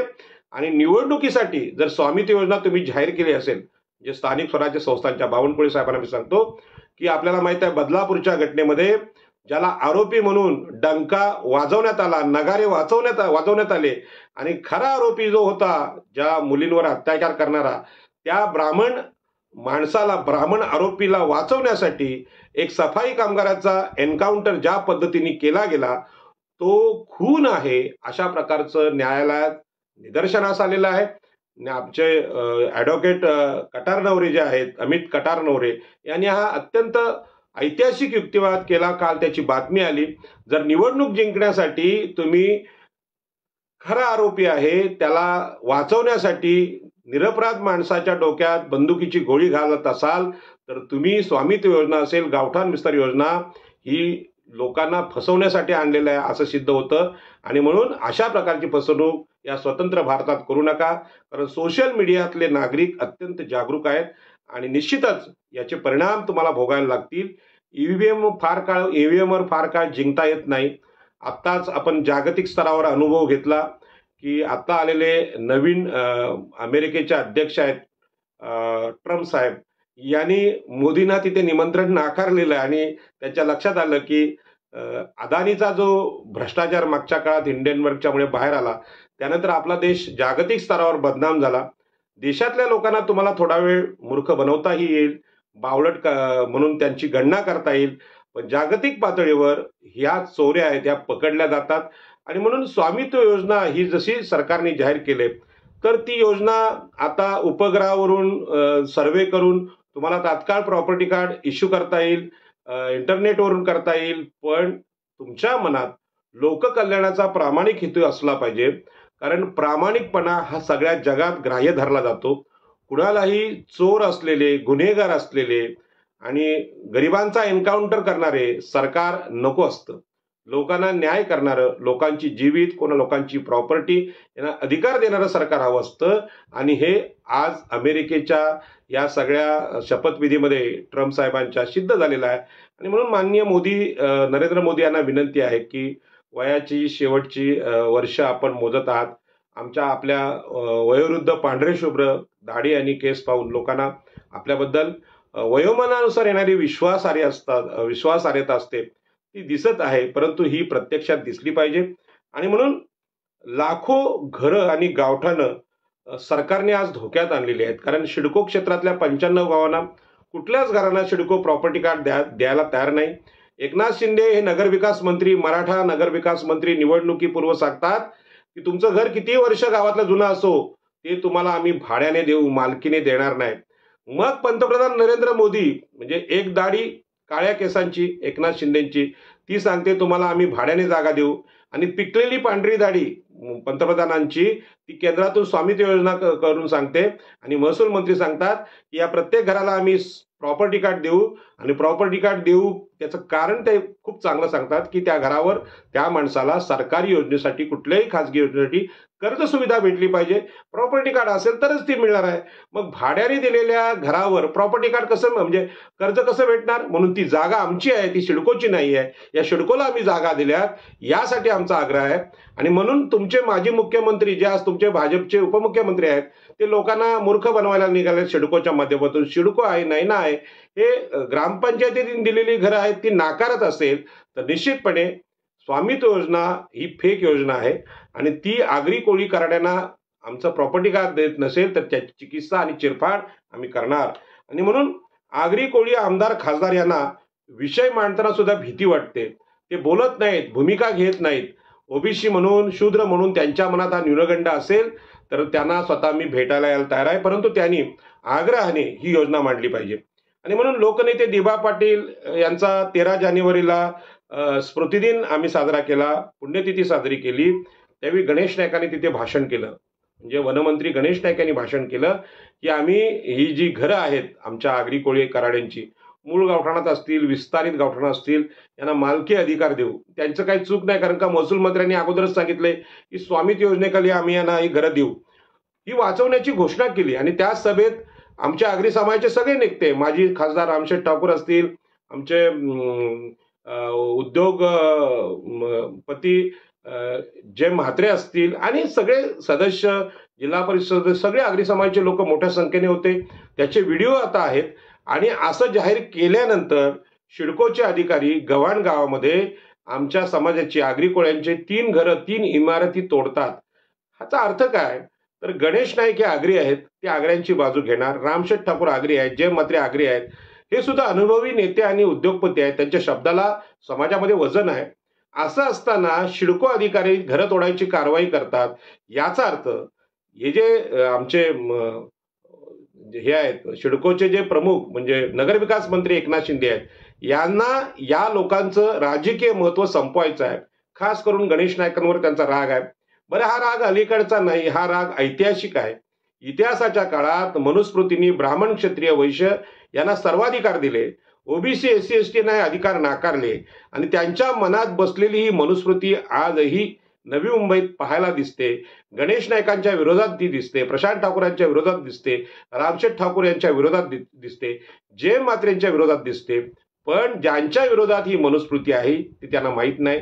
दिबा पाटलांना समजली होती. वसंतदादा पाटील हे मराठा शेतकरी दिबा पाटील साहेबांच्या आंदोलनावर गोळ्या घालतात, 5 माणसं मारतात. ही जी 5 माणसं, 5 हुतात्म्यांचा आणि दिबा पाटलांचा दोष काय होता? आमच्या 100% जमिनी तुम्ही घेत असाल तर त्यातल्या 12.5% त्यांनी मागितल्या, पण त्यावर बंदुकीच्या गोळ्या घालता. हीच मनुस्मृती आहे, हीच मराठीशाही आहे. आणि ही मराठीशाही ही महाराष्ट्राच्या विरोधात होती. ओबीसींच्या विरोधात होती, SC STच्या विरोधात होती, आगरी कोळ्यांच्या विरोधात होती. हे राजकारण, हे समाजकारण आम्ही या देशात समजून घेण्यासाठी डॉक्टर बाबासाहेब आंबेडकरांनी आपल्या जीवनभर संघर्ष केला आणि मनुस्मृती जाळून टाकली आणि संविधान आणली. आणि म्हणून परवाच्या सभेमध्ये आमच्या आगरी कोळी नेत्यांना दिवा पाटलांच्या दिनानिमित्त ही जी जाहीर घोषणा केली, त्या सभेतलं वजन कमी करण्यासाठी ही सिडकोनी कारवाई केली. आणि आम्ही इमारती वाचवल्या असं नाटक करण्यात काहीच अर्थ नाही. एखाद्याच्या इमारतीला JCBने धक्का दिल्यानंतर ती इमारत खिळखिळी होती, ती इमारत तशीच ठेवणं हा नागरिकांसाठी धोका आहे. आता तुम्ही पाडलीच आहे, तोडलीच आहे, तर पूर्ण तोडून टाका. परंतु ती तोडण्याचं कारण काय हे पण सांगायला लागेल की विस्तारित गावठाणामध्ये आमच्या लोकांनी बांधकाम केलं, तो त्यांचा अधिकार आहे. कारण तुम्ही ज्यांच्या जमिनी घेतल्या सिडकोसाठी, त्यांना आता राहण्यासाठी घरं, व्यवसायासाठी दुकानं ही त्यांच्याच शेतामध्ये असलेल्या जागेत पाहिजे आहेत. आता सिडकोचा अधिकार संपला पाहिजे, सिडको इथून निघून गेली पाहिजे. आणि जे फ्री होल्ड लोक बोलतात, तिथे जिथे आमची आगरी कोळ्यांची घरं आहेत तिथे प्रॉपर्टी कार्ड किंवा स्वामित्व योजना राबवणं ही काळाची गरज आहे. परंतु हे करायची तयारी सरकारची जशी नाही, तशी आमच्या आगरी कोळी आजीमध्ये आमदारांची पण नाही. आणि ते भीक मागण्याची भाषा करतात आणि ते सांगतात. आदरणीय रामशेठ ठाकूर यांच्याबद्दल मला प्रचंड आदर आहे, पण त्या दिवशी त्यांनी जी गोष्ट सांगितली की 4 बिल्डिंग आम्ही एकत्र करू आणि मग बांधकाम करू, पण 4 बिल्डिंग एकत्र करणे याचा अर्थ क्लस्टर योजना, जी ठाणे जिल्ह्यात नगरविकास मंत्र्यांनीच सांगितली. कदाचित या नगरविकास मंत्र्याला घाबरून रामशेठ ठाकूर असं बोलले का, हा मोठा प्रश्न आहे. माझं म्हणणं आहे की पहिल्यांदा जिथे इमारती आहेत, जिथे घरं आहेत, त्यांचं प्रॉपर्टी कार्ड आमच्या नावावर करा. मग काय करायचं ते आम्ही ठरवू. मग 4 घरं एकत्र येऊ, नाही तर 400 घरं येऊ, पण प्रॉपर्टी कार्ड नसताना जर इमारती पाडल्या गेल्या तर SRA सारखी गावांची अवस्था होईल. एकदा इमारत पडली की ती प्रॉपर्टी सिडकोची होणार आणि मग 90% गावठाण जर सिडकोचं झालं तर तिथे त्या घराच्या जागेत जी आमच्या मालकीची जागा आहे त्याच्यावर होणारे 100-200 फ्लॅट आहेत, त्यातला एकच फ्लॅट आम्हाला देतील आणि कुठेतरी कोपऱ्यामध्ये उभं करतील SRA सारखं, आणि भिकाऱ्यासारखं आम्ही एका कोपऱ्यात राहू आणि ती सगळी घरं जे बिल्डर आहेत, जे नगरविकास खाता आहे, सिडको आहे, ते विकतील. हा धोका आदरणीय रामशेठ ठाकूर यांनी समजून घ्यावा, ही माझी जाहीर विनंती आहे. मी काही त्यांना फोन करून बोलत नाही, कारण हा जाहीर विषय आहे, लोकांचा विषय आहे. आणि म्हणून लोकांनी गावठाण विस्ताराचा नकाशा स्वतः बनवावा, जिथे आपलं घर आहे ते मोजून घ्यावं आणि त्याची प्रॉपर्टी कार्डची मागणी आमच्या महसूल विभागाकडे, महसूल मंत्र्याकडे करावी, कलेक्टरकडे करावी. आणि ते देत नसतील तर न्यायालयात गेलं पाहिजे, कारण न्यायालयामध्ये आर्टिकल 40 नुसार विस्तारित गावठाणाचा अधिकार आमचा आहे, जे विस्तारित गावठाण आतापर्यंत शासनाने दिलं नाही. आणि म्हणून सगळ्यात जास्त गरज नवी मुंबईला आहे, ठाण्याला आहे, रायगडला आहे. आणि म्हणून एकनाथ शिंदे आणि गणेश नाईक यांच्यातलं भांडण आहे, ते जमीन लुटीचं भांडण आहे. एकनाथ शिंदेना काही भेटलं नाही की ते गावाला जाऊन बसतात त्यांच्या गावामध्ये. काय संबंध आहे? तुम्ही तिथेच राहा, इथे येऊच नका. नाही, इथे काय संबंध आहे तुमचा? ठाणे जिल्ह्याशी तुमचा संबंध काय? तुम्ही लोकप्रतिनिधी साताऱ्याच्या इथे रायगड आणि ठाण्याच्या जिल्ह्यामध्ये तुम्ही उपमुख्यमंत्री, तुम्ही कधी मुख्यमंत्री, कधी तुम्ही नगरविकास मंत्री करून आगरी कोळ्यांच्या जमिनी लुटायचं काम काय? ही लोकशाही आहे. हे आता मनुस्मृती राहिलेली नाही. स्वातंत्र्यपूर्व काळातली लोकशाहीमध्ये प्रत्येक नागरिकाला आमच्या घरांचा अधिकार आहे, तो भेटला पाहिजे. यासाठी संघर्ष करणं ही आगरी कोळ्यांचा गुण आहे. मग छत्रपती शिवाजी महाराजांचं ते स्वराज्याचं सरकार त्यावेळेचं असेल, तिथे आम्ही छत्रपती शिवाजी महाराजांच्या बरोबर होतो. आम्ही डॉक्टर बाबासाहेब आंबेडकरांबरोबर कुळकायद्यामध्ये होतो. आणि आताही आमचा संघर्ष जमिनींचा, जरी तुम्ही जमिनी लुटल्या असतील तरी घरांचा संघर्ष कायम आहे. आणि म्हणून एकनाथ शिंदे यांना विनंती आहे, तुम्ही उगाचच आमच्या गणेश नाईकांचा अपमान करण्यासाठी, रामशेठ ठाकूर यांचा अपमान करण्यासाठी सिडकोच्या अधिकाऱ्यांना घरं तोडायला पाठवत असाल तर याला उत्तर मिळेल. याच्या पुढे एकही घर तुटू नये यासाठी लोकांनी संघर्ष उभा करावा आणि तो संघर्ष कायदेशीर असला पाहिजे. तिथे मशीन समोर भीक मागायची, आमची घरं वाचवायला काहीच अर्थ नाही. कायदा काय सांगतो? तुमचं जर घर आहे तर घराचा प्रस्ताव बनवा, तो सरकारकडे द्या, न्यायालयात जा आणि मालकी अधिकार, जी स्वामित्व योजना भाजपने सांगितली ती त्यांच्या तोंडावर आपटा आणि सांगा ही तुमची योजना आहे. गावठाण विस्तार योजना ही सरकारी आहे, संविधानिक आहे, यानुसार आम्हाला अधिकार भेटले पाहिजेत. असा कायदेशीर संघर्ष करा, कोणासमोर लाचार होऊ नका. ही माझी आगरी कोळी कराडी भंडाऱ्यांना विनंती आहे. आणि म्हणून गणेश नाईकांवर राग काढण्यासाठी एकनाथ शिंदेने परवाचा तो पराक्रम केला. पण आमचे नेते, आमचे मंत्री हे स्पष्ट बोलत नाही, कारण त्यांना ही बोलायची सवय नाही. आणि म्हणून दिबा पाटील हे महान नेते होते. ते चातुर्वर्ण्य मांडायचे, मनुस्मृती मांडायचे आणि सांगायचं बाबासाहेब आंबेडकर ज्या मार्गाने गेले त्याच मार्गाने आम्ही जाणार. आणि म्हणून दिबा पाटलांचा खरा विचार समोर आला पाहिजे. दिबा पाटलांचा समोर विचार येत नसल्यामुळे तरुणांना या सगळ्या घरं पाडण्याची कारवाई म्हणजे काय आहे ती समजत नाही. सिडकोचे अधिकारी सांगतात तुमची घरं अनधिकृत आहेत. आमची घरं अनधिकृत, तर आमच्या जमिनीवर सिडकोनी ज्या वसाहती उभ्या केल्या त्या अधिकृत आहेत का? सिडकोच्या अधिकाऱ्यांना हे आम्ही सांगितलं पाहिजे. या सगळ्या जमिनी जर आमच्या असतील तर आमची गावठाणं, आमची घरं अनधिकृत कशी, हा प्रश्न आम्ही जाहीरपणे विचारला पाहिजे. हे अधिकारी ह्या एकनाथ शिंदेचे किंवा सिडकोचे किंवा नगर विकास खात्याचे गुलाम म्हणून येतात. संविधानाची ते वाट लावतात. त्यांच्यावर सुद्धा आम्ही गुन्हे नोंद केले पाहिजे. बदलापूरच्या घटनेमध्ये फुकटचा एन्काउंटर करणारा, खऱ्या आरोपीला वाचवणाऱ्या जे पोलिसांनी जे केलं त्यांच्यावर आता खुनाचा गुन्हा दाखल होतोय.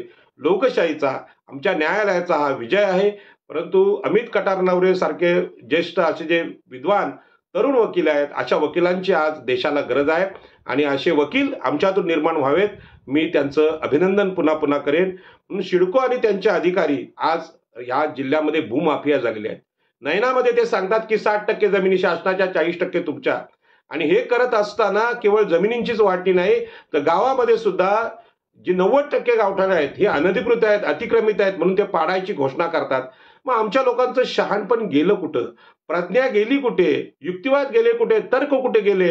अशा प्रकारच्या योजना आम्ही स्वीकारतात कसे? आणि म्हणून नैना असेल, टीपीएस योजना असेल, सिडको असेल, हा कायदाच नाहीये. कायदा ग्रामपंचायतीचा आहे, कायदा जिल्हा परिषदेचा आहे, जिल्हाधिकाऱ्यांचा आहे, महसूल विभागाचा आहे. आमच्या डोक्यावर जमिनी लुटणाऱ्या संस्था आम्ही वाढूच कसे देतो? आणि म्हणून ही जी योजना आहे, स्वामित्व योजना, प्रॉपर्टी कार्ड गावठाण हक्कांसाठी योजना आहे, ही आम्ही लोकवर्गणी काढून लढले पाहिजे. जो अंधविश्वास आपल्या डोक्यात आहे की इंग्रज गेल्यानंतर या देशातल्या आमच्या लोकांचं, आम्ही निवडून दिलेल्या प्रतिनिधी सरकार इथे आलेलं आहे, हे आपल्या लोकांचं सरकार नाही, हे मनुस्मृतीचं सरकार आहे. ब्राह्मण आणि मराठा जे उपमुख्यमंत्री आहेत, मंत्रिमंडळ आहे, हे आमच्या ओबीसी, एससी, एसटीच्या विरोध आहे. कुठल्या आदिवासीचं गावठाण नवी मुंबईमध्ये सिडकोनी दिलंय हे मला दाखवावं. एखादं आदिवासीचं गाव दाखवावं किंवा आदिवासींसाठी गाव डिझाईन करून दाखवावं, ही माझी विनंती आहे. आता इर्शालवाडी हे जे प्रकरण झालं, तिथे बांधकाम चांगल्या पद्धतीने सिडकोनी केलंय असं माझ्या कानावर आलंय. पण केलं असेल तर ते दाखवून द्यावं. मग इर्शालवाडीचे जे गाडले गेले जमिनीखाली, मातीखाली, मेल्यानंतर जर तुम्ही अशी गावठाणं देत असाल आणि जिवंत आदिवासींना तुम्ही नाकारत असाल, तुमचं सरकार तरी कुठलं आहे? आणि म्हणून हा प्रश्न मी सिडकोला विचारतोय, हा नगर विकास खात्याला विचारतोय.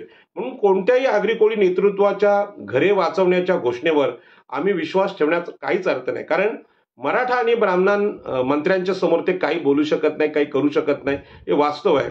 गव्हाणच्या घटनेने सिद्ध झालेली गोष्ट आहे की आमचा कुठल्याच नेत्याला सिडकोला कायदेशीर विरोध करता येत नाही. मशीन समोर, जेसीबी समोर उभं राहून किंवा याचना करून घरं वाचत नसतात. घरं वाचण्यासाठी गावठाण विस्ताराचा प्रस्ताव जिल्हाधिकाऱ्यांकडे, महसूलकडे सादर करणं आणि त्या प्रस्तावानंतर न्यायालयात दाद मागणं ही खरं काम आहे. किंवा स्वामित्व योजना आहे ती राबवणं हे खरं काम आहे.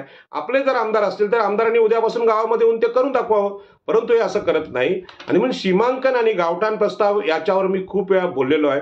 गावठाण प्रस्ताव तयार करून आम्ही आमची घरं मोजली पाहिजे, आमची गावं मोजली पाहिजे आणि उच्च न्यायालयात गेलं पाहिजे. करंजाडे गावचे लोक अशा प्रकारे उच्च न्यायालयात गेल्यानंतर मान्य उच्च न्यायालयाने जिल्हाधिकाऱ्यांना आदेश दिले आणि प्रत्यक्ष घरांचे पंचनामे करून त्यांना अधिकार देण्याची घोषणा केली. आता त्या करंजाडे गावामध्ये किंवा आमच्या हे जे किरण पाटील आहेत त्यांच्या गावामध्ये, पेंदरमध्ये सिडको जाऊ शकत नाही. कारण कायदा सिडकोच्या विरोधात आहे, तो प्रकल्पग्रस्त आगरी कोळ्यांच्या बाजूने आहे. पण आम्ही कायद्याने जात नाही आणि मोठमोठे नेते आमची घरं वाचवतील या अंधविश्वासात आम्ही जगतोय. परंतु एकनाथ शिंदे सारखे नगर विकास मंत्री नाही गणेश नाईकांना विचारत, नाही रामशेठ ठाकूरांना विचारत, नाही जयम म्हात्रेंना विचारत, बाकीच्या जे नेत्यांची नावं घेण्यात काही अर्थच नाही. आमदारांना तर ते काडीची किंमत देत नाहीत. हे वास्तव आहे. मी त्यांच्या विरोधात नाही, पण सत्य आहे. हे ऐकायला वाईट वाटतं, कटू असतं, पण सत्य आहे ते सत्य आहे.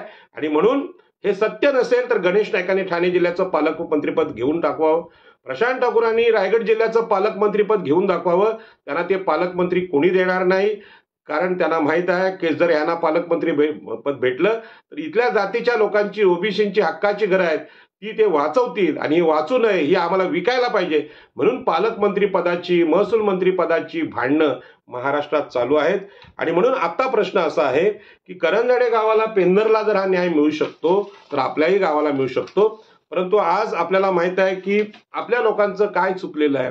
आपल्या लोकांना असं वाटतं की स्वर्ग हा आकाशात आहे, स्वर्ग आकाशात आहे आणि म्हणून ते काय विचार करतात, हे जर इथलं घर आहे जमिनीवरचं हे नश्वरच आहे, या घरासाठी किती भांडायचं, दिवा पाटलांनी एवढा संघर्ष केलाच कशाला किंवा 5 हुतात्मे दिलेच कसे, असे बोलणारे धार्मिक लोक आहेत. कारण आजच्या काळात ते सगळे चाललेले आहेत इथे कुठे आपल्या त्या प्रयागराजला, तिथे मेळावा भरलाय म्हणजे संन्याशांचा. त्या संन्याशांना संसारच करायचा नाही आणि मग ते सांगतात स्वर्ग आकाशात असतो, मुक्ती आकाशात असते. आणि या अशा संतांच्या ह्या सगळ्या साधू ज्याला म्हणतात आपण साधू संत म्हणून जी संकल्पना आहे की जे संन्याशांची संकल्पना आहे ती स्वर्गीय कल्पना आकाशातल्या स्वर्गाची आहे. आणि अशा प्रकारचा स्वर्ग आपल्याकडे भगवान बुद्ध, चार्वाक आणि महावीर यांनी नाकारला. त्यांनी सांगितला माणसाचा जो जन्म आहे तो पृथ्वीवर जगण्यासाठी झालाय, त्याला जर स्वर्ग करायचा असेल तर आपल्या घरात केला पाहिजे. आपले आई वडील असतील, आपले भाऊ बहिणी असतील, आपली मुलं असतील, आपली पत्नी असेल, आपल्या मावश्या असतील, यांना सुखी करणं म्हणजे घरात स्वर्ग उभं करणं. आकाशात स्वर्ग उभा राहू शकत नाही आणि आकाशात कुठे स्वर्ग पण नाही. परंतु या खोट्या प्रचाराला आम्ही भुललो आणि म्हणून गावठाणातली घरं मोजणं हे काम आपलं आहे. आपलं घर वाचवणं, आपलं गाव वाचवणं हे आपलं काम आहे, हे लोक विसरलेत. आणि म्हणजे मी गावात जातो त्यांना असं वाटतं की आमचे नेते आहेत, आमदार खासदार, हे आमची गावं वाचवतील. परंतु तुमच्या गावं विकण्याचा धंदा शिडकोने केलाय, टीपेसने केलाय, नैनाने केलाय आणि संपूर्ण सरकार मुंबई, ठाणे, रायगडच्या आगरी कोळ्यांच्या जमिनी विकण्यासाठी जन्माला येतं.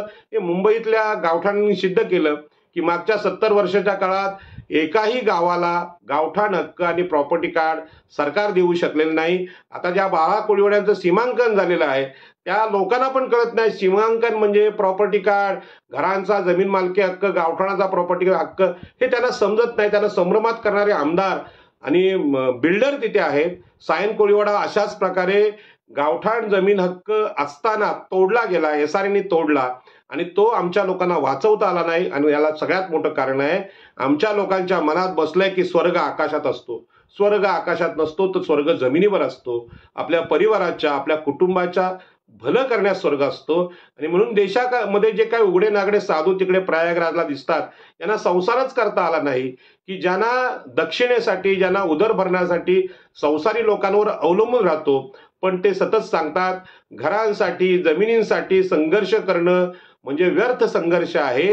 आम्ही करतोय ते चांगलं आहे, आम्ही करतोय तो धर्म आहे. म्हणजे काय, जटा वाढवायच्या, अंगाला भस्म फासायचं आणि उघडे नागडे राहायचं अशा प्रकारचा धर्म आहे असं भारताने सांगितलं. आणि म्हणून भारताची प्रतिमा आज जगामध्ये अत्यंत वाईट झालेली आहे की असे लोक जर इथे गुरु असतील, गुरुस्थानी असतील, संतस्थानी असतील, आपले पंतप्रधान त्यांना नमन करत असतील तर इथली गावठाणं, इथली घरं विकसित होणार कधी, इथल्या जमीन मालकीचे अधिकार मिळणार कधी. आणि म्हणून बांधवानो, लोकनेते दिबा पाटलांनी अशा प्रकारचं स्वर्गीय तत्वज्ञान नाकारलं आणि रक्त सांडलं ते आपल्या भूमिपुत्रांसाठी, भूमीच्या हक्कासाठी. आणि म्हणून आपल्याला विनंती आहे, जोपर्यंत हा लढा तुम्ही समजून घेत नाही तोपर्यंत हे जे साधू संतांना या इथल्या म्हणजे कुठल्या प्रयागराजच्या संन्याशांना मानणारं सरकार आहे ते संन्यासांचं सरकार तुमची घरं उद्ध्वस्त करेल, तुमची गावठाणं उद्ध्वस्त करेल. आणि म्हणून नम्र विनंती आहे की दिबा पाटलांचा विचार, डॉक्टर बाबासाहेब आंबेडकरांचा विचार, भगवान बुद्धांचा विचार, चार्वाकांचा विचार आणि महावीरांचा विचार, आपल्या घरांचे, जमिनींचे, पाण्याचे, शिक्षणाचे, आरक्षणाचे अधिकार सत्य आहेत. जो माणूस जिवंत आहे त्याला घर पाहिजे, जो माणूस जिवंत आहे त्याला धान्य पाहिजे. धान्य पिकवणं, व्यापार करणं, शेती करणं, घरं बांधणं, चांगली नगरं बनवणं, हे सगळं काम आपल्याला जगण्यात करायचं असतं.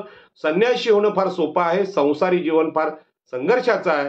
आणि जमिनीवरचा संघर्ष तुम्ही केलात तर दिबा पाटील साहेबांसारखं, डॉक्टर बाबासाहेब आंबेडकरांसारखं, छत्रपती शिवाजी महाराजांसारखं यशस्वी जीवन तुम्हाला जगता येतं. छत्रपती शिवाजी महाराज हे लोककल्याण म्हणजे देवळं बांधणं आणि साधू संतांचा आशीर्वाद घेणं असं मानणारे असते तर अभेद्य किल्ले त्यांनी बांधले नसते. जलदुर्ग, सिंधुदुर्ग, विजयदुर्ग यासारखे किल्ले त्यांनी बांधले नसते, कुलाव्यासारखे किल्ले बांधले नसते.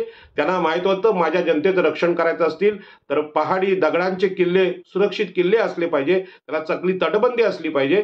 शिवाजी महाराजांनी आपल्या जीवनात अशी काही देवळं बांधलेली नाहीत. आणि म्हणून हे जे आत्ताची जी निराशाजनक देशाची स्थिती आहे ती प्रयागराजला जी दिसते ते देशाचं तत्वज्ञान नाही. देशाचं तत्वज्ञान ही चांगली घरं, चांगली गटारं, चांगल्या पाण्याच्या योजना, चांगल्या नळ योजना आणि उत्कृष्ट गावठाणं, उत्कृष्ट किल्ले आणि उत्कृष्ट रस्ते यांचं जीवन आहे.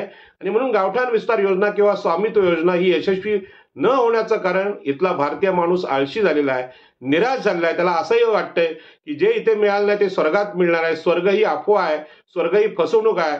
स्वर्ग आपल्या आईवडिलांच्या सहवासात आहे, स्वर्ग आपला कुटुंबियांच्या सहवासात आहे, प्राणीमात्रांच्या पशुपक्ष्यांच्या सहवासात आहे. हे तत्वज्ञान आम्ही जर स्वीकारलं तर आपली गावं निश्चितच सुंदर होतील, आपले लोक परिवार सुखी होतील. ही जी गोष्ट आहे ती अत्यंत पोटतिडकीने मी आपल्याला सांगितली. माझ्या या विषयामध्ये तुमच्या काही प्रतिक्रिया असतील, तुम्हाला हे पटलं नसेल तर आपण ते सांगू शकता, इथे हे करू शकता, प्रतिक्रिया देऊ शकता. पण गावठाण विस्तार योजनेसाठी आतापर्यंत आम्ही भरपूर कष्ट घेतलेले आहेत. ही योजना यशस्वी करायची असेल तर आपण सांगावं, त्या गावात येऊन सभा करून गाव कसं मोजायचं, त्याचे प्रस्ताव कसे द्यायचे आणि शासनाकडे पाठपुरावा कसं करायचं यासाठी आम्ही तयार आहोत. भाजपच्या सर्व कार्यकर्त्यांना, सगळ्या आमदारांना, खासदारांना विनंती आहे की 70 वर्षात आम्ही देशाला मागं नेलं आणि निराशावादी बनवलं. आता तरी खऱ्या अर्थाने लोकांना न्याय देण्याला सुरुवात करूया. सन्माननीय विरोधी पक्ष नेत्यांना सुद्धा विनंती आहे की दोन्ही सरकारांनी कमीत कमी इथल्या लोकांना आता गावठाणं द्या. विकासाच्या नावाखाली तुम्ही ते सिडको आणली, मुंबईमध्ये इंडस्ट्री आणली आणि इथल्या भूमिपुत्रांना उद्ध्वस्त केलं, त्यांना साधं प्रॉपर्टी कार्ड दिलं नाही. हे तुमचं अपयश आहे. या अपयशावर आम्ही सतत बोलणार, संघर्ष करणार, कारण आम्ही दिवा पाटलांचे, छत्रपती शिवाजी महाराजांचे, डॉक्टर बाबासाहेब आंबेडकरांचे सैनिक आहोत, याची नोंद घ्यावी. आणि मी माझं बोलणं थांबवतो. धन्यवाद. जय एकविरा, जय डॉक्टर बाबासाहेब आंबेडकर, जय दिबा, नमो बुद्धाय.